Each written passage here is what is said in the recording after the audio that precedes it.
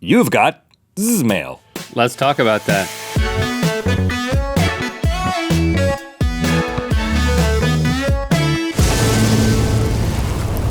Good mythical morning. And happy birthday to you, Rhett. Hey. I got a little surprise present for you in Good Mythical Morning. Right now? But it depends on how you do in this episode. Oh, I gotta wait on So it. pony up.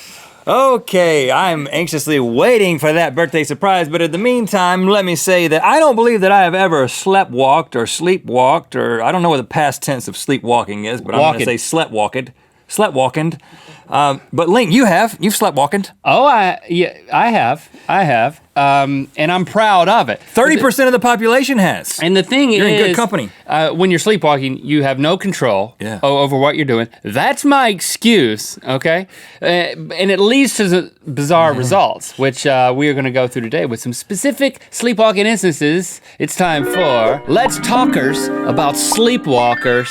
Hey. You want to talkers first? I will talkers What first. you got? I'm going to kick things off with James Currens of Palm Harbor, Florida. Love when we get to go to Florida. Love it. It's so spicy down there. James was a frequent sleepwalker, and then one night in 1998, he was 77 years old. Oh. He got out of bed just like he always did when he was sleepwalking. This time, however, he grabbed his trusty cane, and he walked straight out of the house and into a pond. Ooh. In Florida, they call that taking a bath. Unfortunately for James, the pond was filled with gators because remember, this is Florida. You just don't walk into the ponds because the ponds have gators in them. No. So he wakes up surrounded by gators, stuck in the mud. Oh, no. He can't run out. Yeah. Visit Florida, where when you wake up from a nightmare, you wake up into a nightmare. Dang, he's 77 So too. he's in the middle of this pond, stuck in the mud. He's got his cane, so he does what any 77-year-old man with a cane surrounded by gators would do. He starts caning gators. Yeah. He starts caning the gators. And let me say that if you're starting a band in Florida right now, please, for my sake, call it Caning Gators. Caning gators? Yes. And then he died, or what? Yeah, and then he died. That's it. Show's over. No, actually, he somehow alerted the neighbors. I guess he was yelling at the same time this was happening. They come out, they see an old man. I'm caning gators! And the cops show up, and the cops shine lights on the gators, and the gators go away. Apparently, that's all it takes in Florida. Whenever you're going to I don't know. sleepwalk in Florida, make sure you bring lights. We don't have a video of James fighting off the gators, but we do have a video of this old man riding his pet alligator, pet crocodile. Oh. Seriously? That's his freaking pet, Link. Is he He pushing? keeps it in his backyard, and no, he's not pushing. He's just staying on it. Oh my goodness. Is he then- going to tilt the camera up, please? It's like at the moment when he's about to go into the pond, it's like the guy forgets that he's filming. Yeah, well, it's easy to get taken away, when you're seeing that kind of thing. I forgive him. It was slow, but it was very dramatic. Yes. But it didn't seem smart to me. No. I'm not endorsing that practice. Neither am I endorsing the one I'm about to tell you about. Leslie Cusack of Warrington, England, not only sleptwalked for 30 years, but also ate for 30 years. This is called nocturnal binge eating, aka nocturnal sleep-related eating disorder, aka please lock my cabinets. Right? Yeah. She has no clue what she eats until the next morning when she sifts through the garbage to look at the empty packaging. This is like my teenage years, though. She has unknowingly eaten raw potatoes. Oh.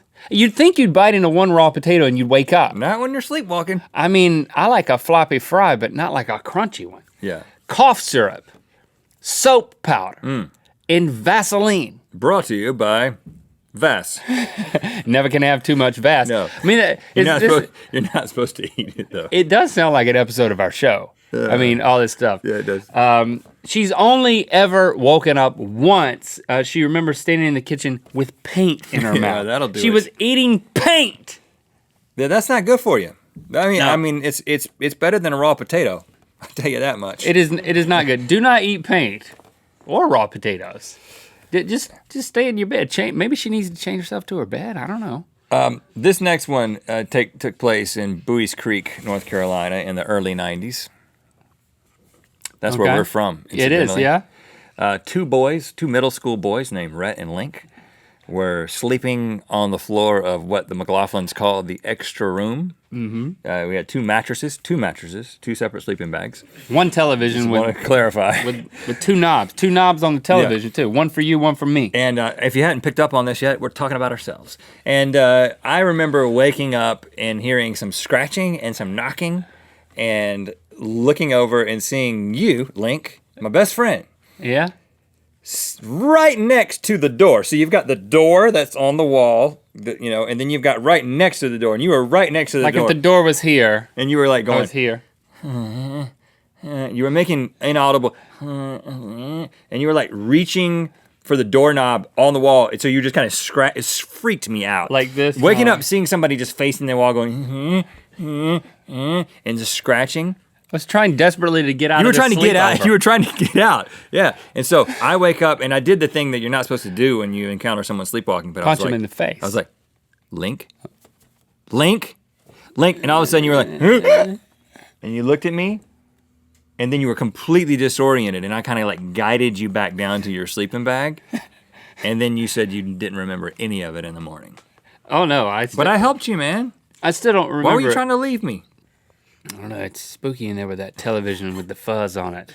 Why you leave the television on with the fuzz on it? You know what? You fared pretty well. You never had any crazy stuff happen to you. 2003, Denver, Colorado, an unnamed nurse took an Ambien before going to sleep one night. Now, Ambien is known to induce sleepwalking. She doesn't remember what happened after that, but the cops do. She got into her car. And she went for a little nocturnal joyride. She had a fender bender at an intersection, and of course, she does what you normally do when you have a fender bender. You get out of the car to inspect the damage. No, to pee in the middle of the street. Oh, well, that can be a great distraction. Anytime I wreck somebody, I get out and pee, and they just drive away, okay, back cool. away. I don't slowly. need your insurance information She anymore. urinated right in the street. At which point, she was arrested. Yeah, you can't do that. Freeze! Put your pants where I can see them. Is what they said. Probably. Yeah. I don't know. I wasn't there. And we don't have video of the nurse peeing in the street, but I do have video of a dog peeing while standing on its front leg. No, you don't. Yes, I do. Let's watch it. Give me a He obviously took an Ambien. What? I mean, this is amazing. Hold on. This is like a circus dog. Look how he's peeing everywhere. His hind parts begin to look like a turkey with its head cut off. He's making a circle of urine protection around himself, and it's good that the leash is already yellow. Can I train Barbara to do this? Yes, you should.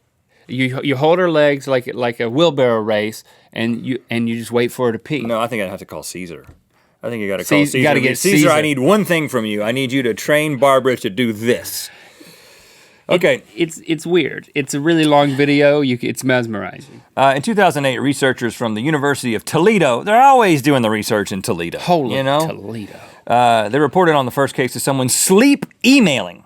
This is a 44-year-old woman who will remain unnamed, not by me. If I knew her name, I'd tell you right now. But the Toledo people say we shouldn't name her. She went to bed around 10 p.m., got up 2 hours later, made her way to the computer, logged in using her password, which that must be the key for remembering your password. Be asleep. That would help me. Well, the password is stored in that part of the brain. In the sleeping part? Yeah, you got to store it in the sleeping part. Okay. And then after she logs into her computer, she begins emailing friends of hers. One of the emails reads, "Come tomorrow and sort this hellhole out. Dinner and drinks, 4 p.m. Bring wine and caviar only." What? Well, that is amazing. That's like a weird party invitation? Yeah, and incidentally, this is the exact transcript of a recent email from Trump to Putin. Oh, you Yeah. got those emails from? Yeah, I hacked him. Another one simply read, not from Trump to Putin, but we're back to the woman who was sleepwalking. Back to her. Okay. Simply read, "What the?" What the? And then she's typing this in and then sending it out. That's now they have crazy. actually, she has no recollection of doing this. And the guys in Toledo have come up with a name for this, mailing. Only in Toledo could you come up with a name That's catchy. clever. I like it. And this, you know what? I kind of put two and two together. Z-mailing exists, and you're a sleepwalker, which I think will help me to explain some of the emails I've been getting from you in the middle of the night. The most recent one being, "Come tomorrow and sort my garage out." no dinner provided. Bring trash bags, a broom, and massage oil. It's going to be a long day. And you didn't respond. I did not respond. You made me feel very uncomfortable. I was not sleeping. Oh, this was an actual request. Yeah. Okay. Yeah, I mean, massage oil optional, maybe I should have said.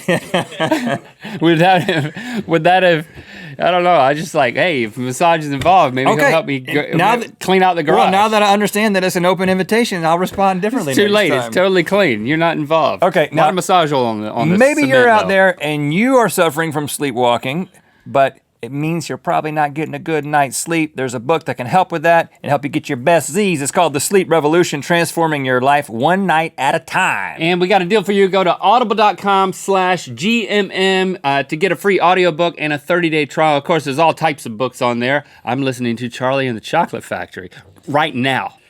In your earbuds. But I listen to it with the kids. Got Lord of the Rings. Or The Sleep Revolution, also a highly rated book. Also an option. Link in the description. Thanks for liking, commenting, and subscribing. You know what time it is. My name is Jaden. I live in Toledo, and it's time to spin the wheel of Mythicality. Thanks to Audible for sponsoring this episode. Remember to go to audible.com/GMM for your free audio book with a 30-day trial. Thank you, Audible. And click through to Good Mythical Morning, where I'm going to bestow upon Rhett his birthday gift. Happy birthday, man. Are you ready for this?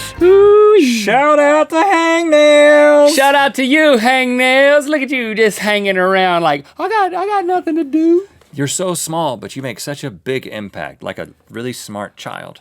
Yeah, like when you rub against the inside of my sheets. Not trying to make this awkward, but you do.